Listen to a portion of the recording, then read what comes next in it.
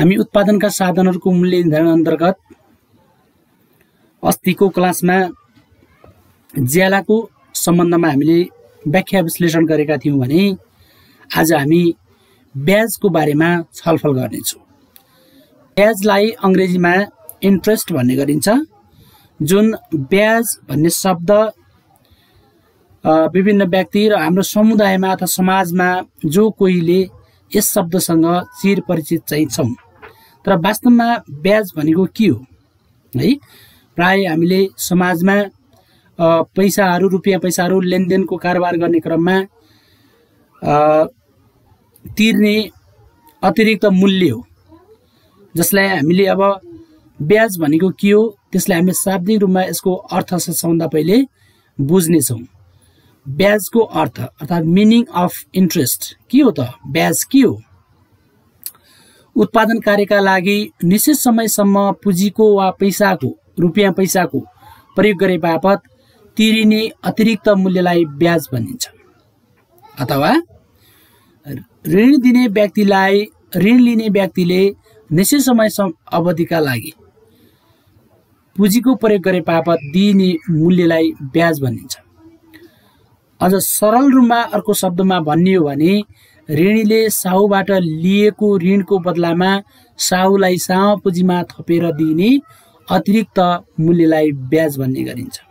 त्यसकारण हाम्रो समुदायमा हाम्रो समाजमा हैन यो ब्याज भन्ने शब्द जो कोही मानिसहरूले पनि जान्दछ बुझ्दछ, तर ब्याज प्राय वार्षिक रूपमा प्रतिशतमा वा महिनाको रूपमा वा वार्षिक रूपमा चाहिँ भुक्तानी गर्ने गरिन्छ हैन। कुनै साहुबाट वा बैंक वित्तीय संस्थाहरूबाट लिएको जुन ऋण हुन्छ, ऋणीले चाहिँ त्यो पुँजी वा पैसा रुपियाँ पैसा चलाए बापत प्रयोग गरे बापत हैन त्यसको बदलामा तिरिने मूल्य नै ब्याज हो। त्यसकारणले ब्याजको सम्बन्धमा विभिन्न अर्थशास्त्रीहरूले आफ्नो दृष्टिकोणबाट त्यसलाई परिभाषित गरेको चाहिँ पाइन्छ। त्यसैमध्ये यहाँ अर्थशास्त्री थोमस मेयरले हैन आफ्नो दृष्टिकोणबाट चाहिँ ब्याजलाई बुझाउने प्रयास गरेका छन्। उनका अनुसार ऋण योग्य कोषको प्रयोग गरे बापत दिइने मूल्य ब्याज हो भनेर भनेका छन् है। According to Thomas Mayer the price for the use of loanable fund is called interest. Loanable fund हैन ऋण योग्य कोषको प्रयोगको मूल्य ब्याज हो भनेर भन्छन् हैन। जुन कुनै व्यक्तिसँग ऋण दिनको लागि जुन रकम हुन्छ जसलाई हामी लोनेबल फंड भनेर भन्छौं, त्यो लोनेबल फंड प्रोवाइड गरे बापत तिरिने त्यसको मूल्य हो, त्यसको प्रयोग गरे बापत तिरिने मूल्य नै ब्याज हो भनेर चाहिँ थोमस मेयरले भन्नुभएको छ। त्यसैगरी अर्का आधुनिक अर्थशास्त्री जेएम किन्सले पनि ब्याजलाई आफ्नो तरिकाले परिभाषित गर्ने प्रयास गरेका छन्। जेएम किन्सका अनुसार ब्याज भनेको निश्चित अवधिका लागि तरलता परित्याग गरे बापतको पुरस्कार हो। जेएम किन्सले ब्याजलाई एउटा रिवार्डको रूपमा चाहिँ यहाँ व्याख्या गरेका छन् है। निश्चित अवधिका लागि कुनै पनि व्यक्ति वा वित्तीय संस्था वा सहकारी संस्था भन्नुहोस् अथवा संगठन भन्नुहोस् हैन, जुन आफूसँग भएको जुन क्याश छ हैन, जसलाई हामी लिक्विडिटी भनेर भन्छौं, त्यो क्याशलाई केही समयसम्म अथवा कुन समयसम्मको लागि हैन त्यो साहुले अथवा ती वित्तीय संस्थाहरूले अथवा व्यक्तिले त्यो आसामीहरूलाई चाहिँ कति समयको लागि चाहिँ प्रत्याग गर्ने हो, त्यो समयसम्मको जुन मूल्य चाहिँ साहुले प्राप्त गर्छ त्यो चाहिँ के को रूपमा प्राप्त गर्छ अरे? पुरस्कार रूपमा चाहिँ प्राप्त गर्छ। त्यो रिवार्ड नै के हो त भन्दा ब्याज हो भनेर चाहिँ जेएम किन्सले भन्नुभएको छ। त्यसकारण ब्याज भनेको निश्चित अवधिका लागि तरलता प्रत्याग गरे बापतको पुरस्कार हो भन्ने गरिन्छ। त्यसकारणले प्राय एउटा व्यक्तिले वा बैंक तथा वित्तीय संस्थाहरूले सहकारी संगठनहरूले सर्टेन पिरियड अफ टाइमको लागि चाहिँ लोन प्रवाह गर्ने गर्छन् हैन। तपाईहरुको 3 महिना 6 महिना 1 वर्ष हैन, अथवा सोभन्दा बढी दीर्घकालीन ऋण अथवा अल्पकालीन ऋण भनेर भन्न सक्छौँ हामी।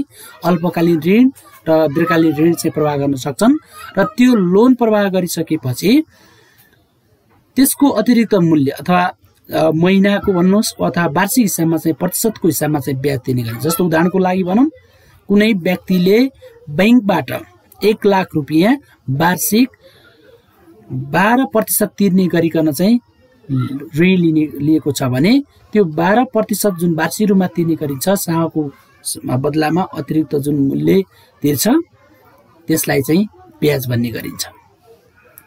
त्यसकारण वित्तीय संस्थाहरूले लोन लिने क्रममा चाहिँ कम इन्ट्रेस्ट रेटमा र लोन प्रवाह गर्दाखेरि बढी इन्ट्रेस्ट रेटमा चाहिँ प्रवाह गर्ने गर्छन्।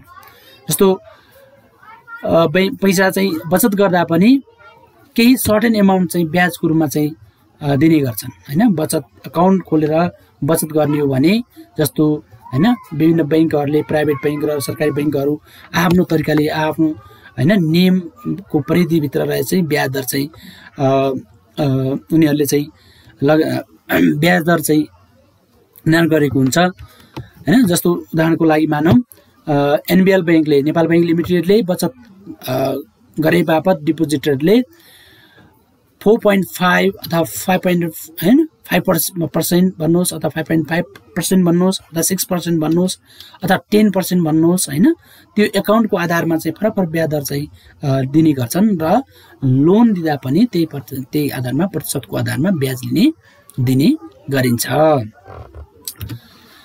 अब ब्याजको प्रकार है, ब्याज सामान्यतया 2 प्रकारको हुने गर्छ, कुल ब्याज र शुद्ध ब्याज, जसलाई शुद्ध ब्याजलाई खुद ब्याज पनि भन्ने गरिन्छ। कुल ब्याजलाई इङ्ग्लिसमा अथवा अङ्ग्रेजीमा ग्रस इन्ट्रेस्ट भनेर भनिन्छ है। अब कुल ब्याज भनेको के हो त है? ऋणीले साहुबाट लिएको ऋण पुँजी प्रयोग वा उपयोग गरे बापत तिरिने कुल मूल्यलाई कुल ब्याज भनिन्छ। कुल ब्याजमा शुद्ध ब्याज र अन्य रकमहरू पनि समावेश भएको हुन्छ। त्यसकारणले कुल ब्याज बराबर शुद्ध ब्याज प्लस जोखिमको प्रतिफल प्लस व्यवस्थापनको प्रतिफल प्लस असुविधाको प्रतिफल जस्ता रकमहरूको जोड नै कुल ब्याज हो। त्यसकारणले हामीले कुल ब्याज के हो भनेर चाहिँ हामीले त्यसको अर्थ प्रस्ताउन सक्छौँ। शुद्ध ब्याजमा जोखिमको प्रतिफल प्लस व्यवस्थापनको प्रतिफल प्लस असुविधाको प्रतिफलको जोड अथवा योग नै कुल ब्याज हो भनेर पनि भन्न सक्छौँ।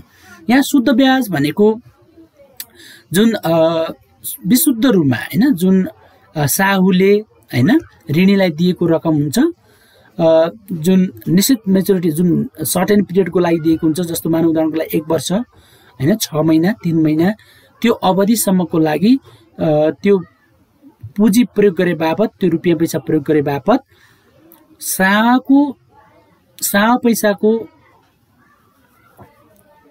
साह पैसामा केही अतिरिक्त जस्तै रकम थपेर दिन्छ भने जति दिन्छ त्यो नै शुद्ध ब्याज हो है। अर्थात् भन्नुहोस् कसैले 1 लाख रुपियाँ ऋण दिएको छ र प्रति महिना 2 रुपियाँ प्रतिशत 2% को हिसाबमा दिन्छ भने उनले चाहिँ 1 महिनामा 2000 रुपियाँ चाहिँ प्राप्त गर्छ। त्यसकारणले 1 महिनाको जुन 2000 रुपियाँ प्राप्त गर्छ 1 लाखको त्यो नै शुद्ध ब्याज हो है।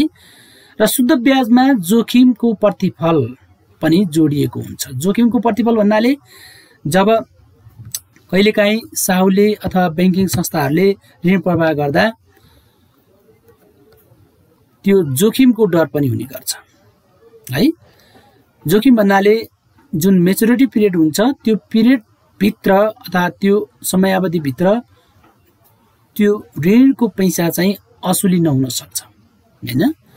त्यो खराब ऋणको मा चाहिँ त्यो लेखाजोखा हुन सक्छ। त्यसकारणले त्यो बापत चाहिँ बीमित रकमहरू गरिएको हुन्छ। बीमित रकमलाई चाहिँ बिमा जोखिम पनि शुद्ध ब्याजमा साहुहरूले जोड्ने गर्छन्। त्यसलाई हामी जोखिमको प्रतिफल भनेर भन्छौँ। त्यो पनि जोडिएको हुन्छ। त्यस्तै गरेर व्यवस्थापनको प्रतिफल भन्नाले अब साहुहरूले अथवा बैंकिङ संस्थाहरूले लोन प्रवाह गर्दाखेरि त्यसको लेखा राख्नुपर्ने हुन्छ हैन। अप टु डेट त्यसको लेखा राख्नुपर्ने हुन्छ, हिसाब किताब गर्नुपर्ने हुन्छ, त्यसको लागि लेजरहरू तयार गर्नुपर्ने हुन्छ हैन, खातापाताहरू बनाउनु पर्ने हुन्छ हैन। त्यसको लागि चाहिँ कम्प्युटरको आवश्यकता पर्न सक्छ, क्याल्कुलेटरको चाहिँ आवश्यकता पर्न सक्छ, रजिस्टरहरूको लेजरहरूको आवश्यकता पर्न सक्छ र एकाउन्टेन्ट हिसाब गर्ने मान्छे, अडिटिङ गर्ने मान्छे चाहिँ राख्नुपर्ने हुन्छ। त्यसको लागि पनि खर्च बेहोर्नु पर्ने हुन्छ। त्यसको अतिरिक्त पनि केही रकम चाहिँ शुद्ध ब्याजमा चाहिँ जोड्ने गर्छ है। त्यसै गरेर असुविधाको प्रतिफल हैन।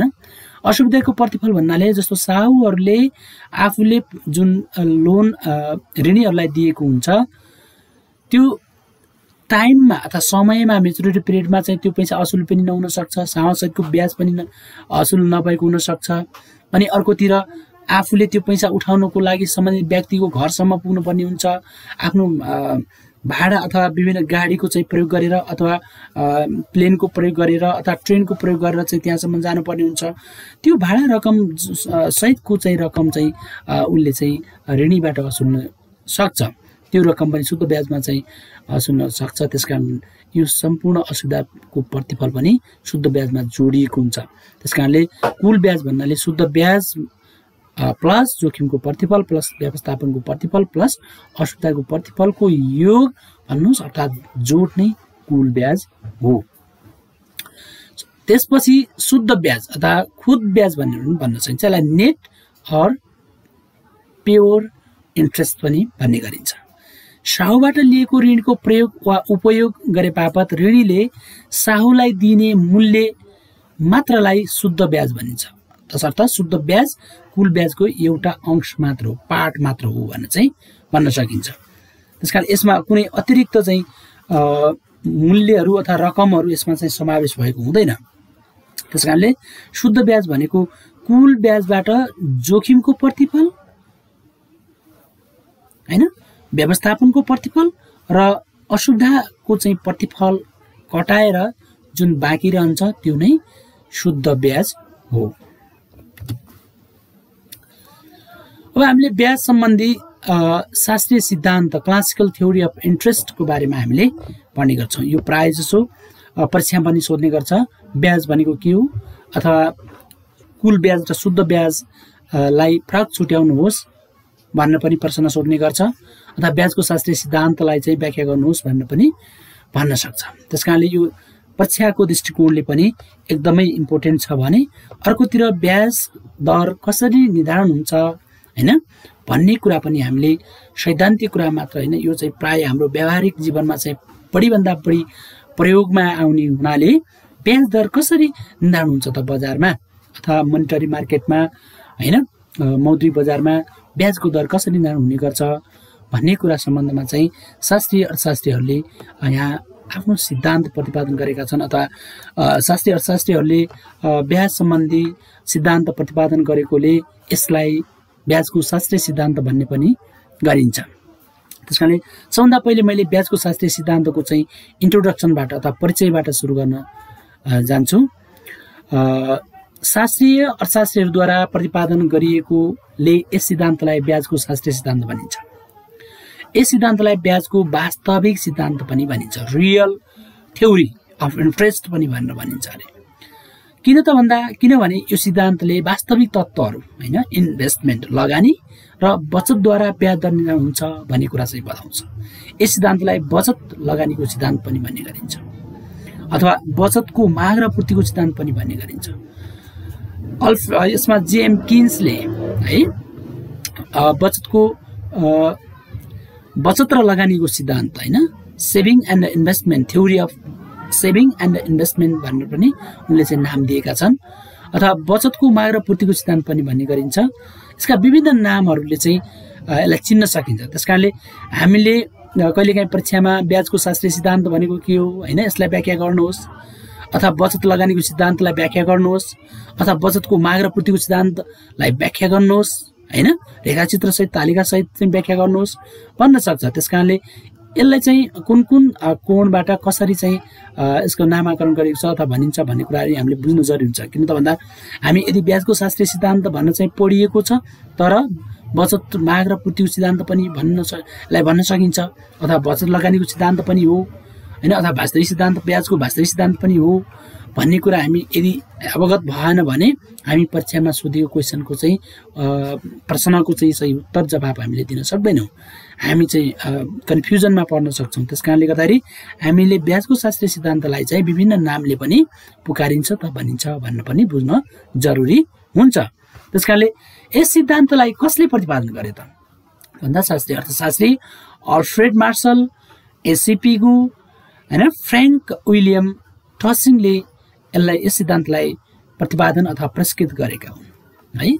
अब यस सिद्धान्तमा ब्याजको शास्त्रीय सिद्धान्त अनुसार ब्याज दर अथवा ब्याज हैन पुँजीको माग र पूर्तिको अन्तर्क्रियाद्वारा चाहिँ निर्धारण हुन्छ भन्ने कुरा चाहिँ सारमा हामीले यसरी पढ्नेछौँ। यसलाई अब पुँजीको चाहिँ के अरे पुँजीको माग र पूर्ति भन्नाले हामीले लगानी र बचतको अन्तर्क्रियाबाट हैन वास्तविक तत्त्वहरू भनेका छौँ।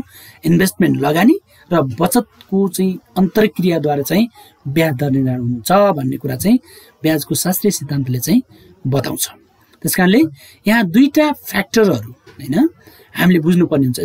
यस सिद्धान्तलाई व्याख्या गर्ने क्रममा दुईटा चाहिँ फ्याक्टरहरू लगानीको माग है, डिमान्ड फर इन्भेस्टमेन्ट र बचतको पूर्ति, सप्लाई अफ सेभिङ, यी दुईटा चिजले चाहिँ ब्याजलाई निर्धारण गर्ने गर्छ। सबभन्दा पहिले हामीले लगानीको माग है, डिमान्ड फर इन्भेस्टमेन्ट हैन। अब डिमान्ड बचत चाहिँ जुन बचत हुन्छ हैन, त्यो बचत पुँजी चाहिँ लगानीको लागि चाहिँ डिमान्ड हुने गर्छ। त्यसकारणले हामीले डिमान्ड साइडलाई अथवा पुँजीको माग पक्षलाई हामीले यहाँ व्याख्या गर्नेछौँ हैन। र त्यसपछि सप्लाई साइड हैन, जसरी हामीले माग को नेम र पूर्तिको नेमलाई जसरी हामीले व्याख्या गरेका छौँ त्यही अनुसार हामीले ब्याज दर निर्धारण गर्नको लागि पनि पुँजीको माग अर्थात् लगानीको चाहिँ माग र बचतको पूर्तिको अन्तर्क्रियाबाट चाहिँ ब्याज दर निर्धारण हुन्छ भन्ने कुरा चाहिँ व्याख्या गरिएको छ। हामीले सबभन्दा पहिले लगानीको माग भनेको के हो त, ब्याज दर र लगानीको माग बीच कस्तो सम्बन्ध हुन्छ भन्ने कुरा चाहिँ यसले चाहिँ बताउँछ। पुँजीको माग केमा भर पर्छ त भन्दा पुँजीको सीमान्त उत्पादकत्व र ब्याज दरमा निर्भर रहन्छ है। यदि पुँजीको सीमान्त उत्पादकत्व ब्याज दरभन्दा बढी छ भने त्यसको माग चाहिँ बढी हुन्छ है, पुँजीको माग बढी हुन्छ। केको माग केको लागि हुन्छ त भन्दा कुनै पनि व्यवसायीहरूले उद्योगीहरूले लगानी गर्नको लागि चाहिँ पुँजीको माग गर्ने गर्छ है।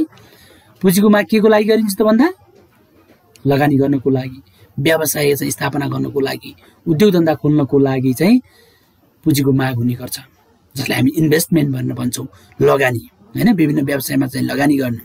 अब लगानीकर्ताहरूले चाहिँ पुँजीको माग गर्दा पुँजीको चाहिँ सीमान्त उत्पादकत्वलाई ध्यान दिने गर्छन्। पुँजीको उत्पादकत्व र ब्याज दर बजारको अवस्था के छ हैन, त्यसको आधारबाट चाहिँ पुँजीको माग गर्ने गर्छन्। हामीले सबभन्दा पहिले पुँजीको सीमान्त उत्पादकत्व र ब्याज दरलाई चाहिँ बुझ्नु जरुरी छ। पुँजीको सीमान्त उत्पादकत्व र ब्याज दर बीचमा चाहिँ विपरीत सम्बन्ध हुन्छ है, विपरीत सम्बन्ध हुन्छ, उल्टो सम्बन्ध हुने गर्छ अथवा नकारात्मक चाहिँ विपरीत सम्बन्ध हुने गर्छ हैन। पुँजीको सीमान्त उत्पादकत्व यदि हैन बढी छ भने ब्याज दर कम र सीमान्त उत्पादकत्व बढी छ भने त्यसको डिमान्ड बढी हुन्छ हैन। डिमान्ड बढी हुँदा तपाईको इन्ट्रेस्ट रेट चाहिँ के हुन्छ त बढ्दै जान्छ। त्यसकारणले ब्याज दर बढ्दै जाँदा सीमान्त उत्पादकत्व पनि घट्दै जान्छ। यदि ब्याज दर घट्यो भने त्यसको चाहिँ सीमान्त उत्पादकत्व पनि बढ्दै जान्छ, अर्थात् त्यसको डिमान्ड चाहिँ बढी हुने गर्छ। त्यसकारणले जबसम्म पुँजीको माग त्यति बेलासम्म हुन्छ जति बेलासम्म पुँजीको सीमान्त उत्पादकत्व र ब्याज दर एक आपसमा चाहिँ बराबर हुँदैन है। त्यो बराबर भइसकेपछि फेरि पनि डिमान्ड बढ्ने हो भने लगानीको है, पुँजीको माग अथवा लगानीको चाहिँ डिमान्ड बढ्ने हो भने पुँजीको सीमान्त उत्पादकत्व कम र ब्याज दर बढी हुन जान्छ है। किन भन्दा ब्याज दर बढी हुन्छ अनि त्यो प्रति इकाइ जुन चाहिँ पुँजीको लगानी हो त्यसबाट हुने प्रतिफल चाहिँ कम हुन जान्छ है। यसलाई पुँजीको सीमान्त उत्पादकलाई हामी मार्जिनल प्रोडक्टिभिटी अफ क्यापिटल अथवा एमपिसी, छोटो रूपमा चाहिँ एमपिसी भनेर भन्छौँ। एमपिसी र ब्याज इन्ट्रेस्ट रेट बिचमा उल्टो सम्बन्ध हुने गर्छ है।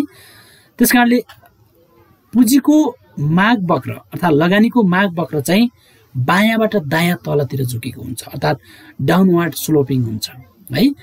अर्थात् पुँजीको माग र ब्याज दर बीचमा उल्टो सम्बन्ध हुन्छ भन्ने कुरा चाहिँ लगानीको मागले चाहिँ बताउँछ। त्यस्तै गरी अब अर्को पक्ष हामीले चाहिँ पुँजीको चाहिँ पूर्ति अथवा बचतको पूर्ति है। अब चाहिँ सप्लाई पुँजीको चाहिँ पूर्ति कहाँबाट हुन्छ त, त्यसको स्रोत के हो त भन्दा बचत है। बचतदाताहरूले अथवा हैन बचत गर्ने मानिसले बचत नै गरेन पुँजीको सप्लाई चाहिँ हुँदैन हैन। जस्तै हामीले विभिन्न ब्याङ्कहरू हैन, कुनै पनि व्यक्तिले यदि आफूले कमाउने आम्दानी हैन जुन छ त्यो आम्दानी कम खर्च गरेर के बढी रकम चाहिँ बचत गर्छ भने पुँजीको सप्लाई पनि बढी हुन्छ हैन। अथवा पुँजी निर्माण कहाँबाट हुन्छ त भन्दा सेभिङबाट, बचतबाट चाहिँ हुने गर्छ है। यदि बचत नै भएन, शून्य भयो भने पुँजी सप्लाई हुँदैन हैन। सप्लाई क्यापिटल चाहिँ तपाईको शून्य हुन्छ। त्यसकारणले बचत यदि बढ्यो भने तपाईको सप्लाई क्यापिटल सप्लाई पनि बढी हुन्छ। त्यसकारणले अब त्यो केमा बचत केमा भर पर्छ त भन्दा ब्याज दरमा है।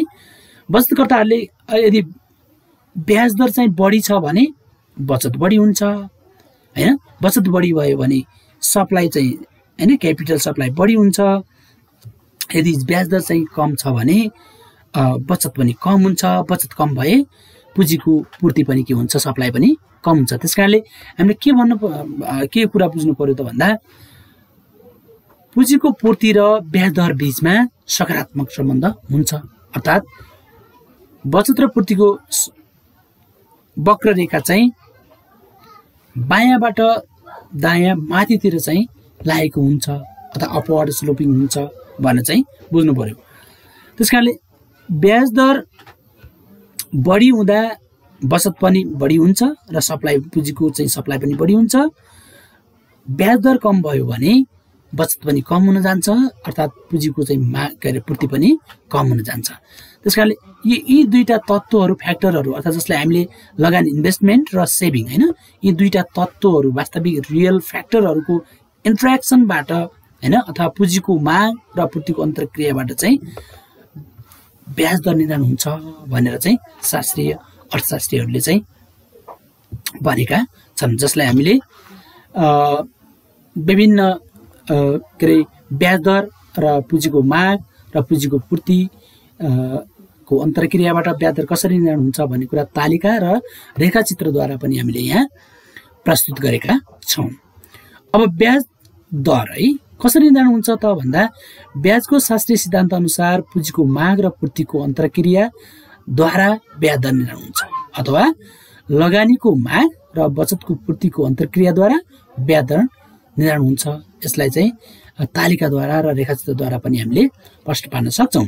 यहाँ तालिकामा हेर्नुहोस् है भाइ बहिनीहरू, यहाँ पहिलो कलम, यहाँ तीनवटा कलमहरू चाहिँ दिएको छ, जसमा पहिलो कलममा चाहिँ ब्याज दर हैन इन्ट्रेस्ट रेट हैन जुन प्रतिशतमा चाहिँ हुन्छ, ब्याज दर प्रतिशतमा हुन्छ र अर्को महलमा चाहिँ हामीले पुँजीको चाहिँ माग रुमा हैन यहाँ हामीले राखिएका छौँ र पुँजीको चाहिँ पूर्ति, जसलाई हामीले पुँजीको माग भने लगानी इन्भेस्टमेन्ट भनेर बुझ्नु पर्यो। पुँजीको चाहिँ पूर्ति भन्नाले बचत हैन, पुँजीको चाहिँ बचत हैन, यहाँ बचतलाई चाहिँ जनाउँछ यसलाई। यो चाहिँ हामीले तेस्रो महलमा चाहिँ राखिएको छ।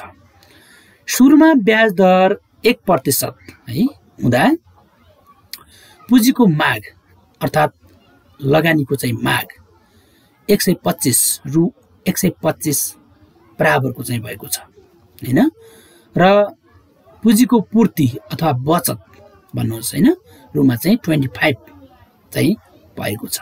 ल हेर्नुहोस् है, अब यो कन्डिसन यहाँ हेरौँ, 1% ब्याज दर हुँदा पुँजीको लगानी माग उद्योगीहरूले व्यवसायीहरूले, किन त भन्दा यहाँ पुँजीको उत्पादकत्व सीमान्त उत्पादकत्व बढी छ, ब्याज दर भन्दा अत्याधिक बढी छ। त्यसकारणले तपाईहरुको चाहिँ के हो त भन्दा माग चाहिँ बढी हुन गएको है, अथवा MPC is greater than interest rate, market interest rate भएको छ। त्यसकारणले पुँजीको माग अथवा लगानीको माग चाहिँ अत्याधिक भएको छ भने बचत चाहिँ कम भएको छ, अर्थात् पुँजीको पूर्ति सप्लाई चाहिँ कम भएको छ हैन। 125 र 25 100 को चाहिँ यहाँ डिफरेन्स छ कि छैन। त्यसकारणले यहाँ demand of investment is greater then supply अथवा सेभिङ अफ क्यापिटल हैन, पुँजीको चाहिँ पूर्तिभन्दा अथवा बचतभन्दा चाहिँ बढी माग छ भन्ने कुरा चाहिँ देखाएको छ। त्यस्तै गरेर ब्याज दर बढ्यो है, ब्याज दर बढेर 1% 2% हुँदा तपाईको पुँजीको माग चाहिँ के भयो त भन्दा घट्यो। किनभने पुँजीको ब्याज दर बढ्दै जाँदाखेरि पुँजीको सीमान्त उत्पादकत्व पनि घट्दै जान्छ। त्यसकारणले गर्दा त्यसको डिमान्ड पनि के हुँदै जान्छ, माग पनि पुँजीको घटेको छ। यहाँ 100 भएको छ। यहाँ सप्लाई इन्ट्रेस्ट रेट बजारमा चाहिँ इन्ट्रेस्ट रेट बढ्दा ब्याज दर बढ्दा यहाँ पुँजीको बचत चाहिँ के भएको छ भन्दा बढेको छ। जस्तो उदाहरणको लागि हामीले सहकारी सङ्गठन गाउँघरमा अहिले खुलेका विभिन्न सहकारी सङ्गठनहरू छन्, बैंक तथा वित्तीय संस्थाहरू छन्। बैंकमा इन्ट्रेस्ट रेट यदि बढायो भने डिपोजिट पनि बढ्छ हैन, बचतकर्ताहरू पनि बढ्छ अथवा बचतकर्ताहरूले बचत चाहिँ बढाउँछन् हैन। हो, त्यसकारणले बचत केमा पुँजी निर्माण केमा भर पर्छ त भन्दा बचतमा भर पर्छ। बचत केमा भर पर्छ त भन्दा पुँजीको के अरे इन्ट्रेस्ट रेट ब्याज दरमा चाहिँ भर पर्दछ हैन। ब्याज दर बढी छ भने बचत पनि बढी हुन जान्छ यहाँ। त्यसकारणले यहाँ बढ्दै गएको छ र 3% हुँदा पुँजीको माग अझै घटेर 75 हैन, रु 75 भएको छ र पुँजीको बचत हैन अथवा पूर्ति चाहिँ बढ्दै गएको छ, 75 भएको छ। र जुन यो मैले हाइलाइट गरेको छु यहाँ ग्रीन कलरले, जुन 10% चाहिँ यहाँ चाहिँ पुँजीको माग भन्नुहोस् अथवा लगानी र बचत, लगानी बचत बराबर लगानी हुन गएको छ हैन। सेभिङ्स इक्वल टु इन्भेस्टमेन्ट हैन, यो शास्त्रीय अर्थशास्त्रीको मान्यता पनि हो। यो कन्डिसन यहाँ पुरा भएको छ हैन। र फेरि अब यो चाहिँ बराबर भएको छ। यहाँ तपाईको इन्ट्रेस्ट रेट र सीमान्त उत्पादकत्व, पुँजीको सीमान्त उत्पादकत्व एक आपसमा बराबर भएको छ। त्यो कन्डिसनमा चाहिँ तपाईको माग र पूर्ति बचत चाहिँ यहाँ बराबर भएको छ। र त्यसपछि फेरि इन्ट्रेस्ट रेट बढाउने हो भने फेरि चाहिँ माग चाहिँ तपाईको घट्दै जान्छ है, पुँजीको माग घट्दै जान्छ, सप्लाई चाहिँ बढ्दै जान्छ, पुँजीको चाहिँ पूर्ति चाहिँ सप्लाई बढ्दै गएको छ।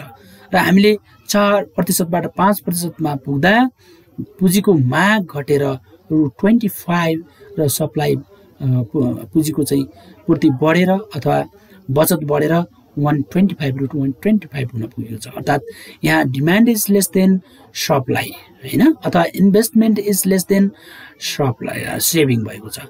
लगानी कम भएको छ, सेभिङ बढी भएको छ है। यस्तो अवस्थामा फेरि ब्याज दर घट्दै जान्छ। किन त भन्दा यदि बैंक त वित्तीय संस्थाहरूसँग चाहिँ तपाईहरुको बचत बढी भएको छ, ब्याज दर घट्यो भने त्यसको चाहिँ के हुन्छ त भन्दा ब्याज दर बढ्यो भने डिमान्ड कम हुन्छ, लगानी प्रवाह कम हुन्छ, लोनेबल फन्ड बढी हुन्छ। त्यसकारणले गर्दाखेरि अब त्यो लोनेबल फन्ड बढ्यो अथवा सेभिङ बढ्यो, सेभिङ बढिसकेपछि फेरि चाहिँ इन्ट्रेस्ट रेट चाहिँ घट्छ हैन, घटाउनु पर्ने हुन्छ। किन त भन्दा डिमान्ड बढाउनुको लागि डिमान्ड घट्दै जान्छ र एउटा यस्तो कन्डिसन आउँछ जुन इन्ट्रेस्ट रेटमा पुँजीको माग अथवा लगानी बराबर सेभिङ अथवा investment is I is equal to S हुन जान्छ। जति बेला चाहिँ saving is equal to investment हैन, अथवा जति बचत हुन्छ त्यति नै लगानी भएको बेलामा ब्याज दर चाहिँ निर्धारण हुन्छ, जुन हामीले बजारमा चाहिँ सन्तुलित ब्याज दर भनेर चाहिँ भन्छौँ। यही कन्डिसनलाई हामीले रेखाचित्रको माध्यमबाट यहाँ देखाउन सक्छौँ। पुँजीको माग वक्ररेखा हैन, डी पुँजीको चाहिँ माग वक्ररेखा हो र एस चाहिँ पुँजीको चाहिँ पूर्ति अथवा यो बचत वक्ररेखा हो है, जसको झुकाव बायाँबाट दायाँ हैन माथितिर गएको छ भने पुँजीको अर्थात् लगानीको अथवा माग रेखा हैन, लगानीको माग रेखा चाहिँ डाउनवर्ड स्लोपिङ भएको छ, जुन चाहिँ बायाँबाट दायाँ तलतिर झरेको छ। जसलाई डिमान्ड कर्भ हैन, यो चाहिँ जसलाई सप्लाई कर्भ हैन भएको छ। र यी बिन्दुमा चाहिँ तपाईहरुको पुँजीको माग अथवा लगानी र बचत एक आपसमा चाहिँ बराबर भएका छन्। यो कन्डिसन यी बिन्दुले चाहिँ I is equal to S अर्थात् S is equal to I भएको कुरा चाहिँ जनाउँछ है।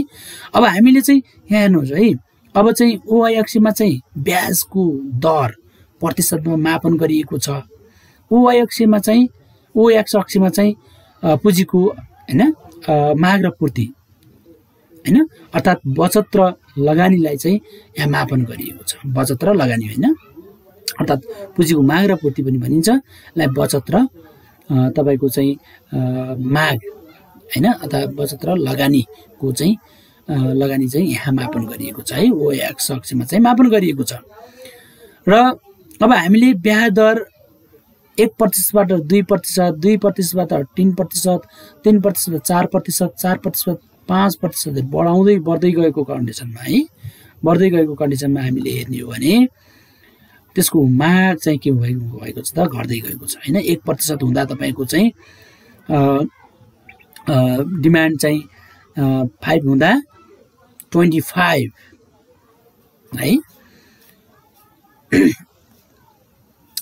5% हुँदा 25 चाहिँ डिमान्ड चाहिँ भएको छ। अनि ब्याज दर चाहिँ घट्दै हैन, 4 हुँदा तपाईको चाहिँ 50 भएको छ हैन। त्यस्तै गरेर 3 हुँदा चाहिँ 75 भएको छ, 2 हुँदा चाहिँ 100 भएको छ, त्यस्तै गरेर 2 हुँदा चाहिँ 125 भएको छ हैन। अर्थात् इन्ट्रेस्ट रेट चाहिँ घट्दै जाँदा त्यसको डिमान्ड, पुँजीको डिमान्ड चाहिँ के भएको छ त भन्दा लगानीको माग चाहिँ बढ्दै गएको छ हैन। भने हामीले अब यताबाट हेर्ने भने 1% हुँदा चाहिँ पुँजीको माग चाहिँ कति छ त 125 छ। ब्याज दर बढ्दै जाँदा तपाईहरुको चाहिँ के भएको छ त भन्दा पुँजीको माग चाहिँ घट्दै गएको कुरा देखाउँछ। त्यसकारणले ब्याज दर र पुँजीको माग बीच अथवा लगानी बीच विपरीत सम्बन्ध हुन्छ भन्ने कुरा चाहिँ यो डिडी डिमान्ड कर्वले चाहिँ जनाएको छ। भने अब हामीले एसएस सप्लाई कर्व हैन, पुँजीको चाहिँ यो चाहिँ बचत वक्ररेखा हो हैन, सेभिङ कर्व हो यो, जसलाई हामीले पुँजीको चाहिँ पूर्ति वक्ररेखा भनेर पनि भन्न सकिन्छ।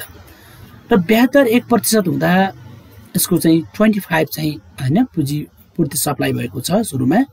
ब्याज दर बढ्दै जाँदा यसको चाहिँ के भन्छ त भन्दा सेभिङ पनि बढ्दै गएको छ। सेभिङ बढ्नु भनेको पुँजीको पूर्ति हैन चाहिँ बढ्दै गएको कुरा चाहिँ देखाउँछ, जुन हामीले विभिन्न थोप्ला त कम्बिनेसनहरुले ब्याज दर र पुँजीको माग र पूर्तिको जुन कम्बिनेसनबाट चाहिँ डटहरु हैन बिन्दुहरु प्राप्त भएका छन्।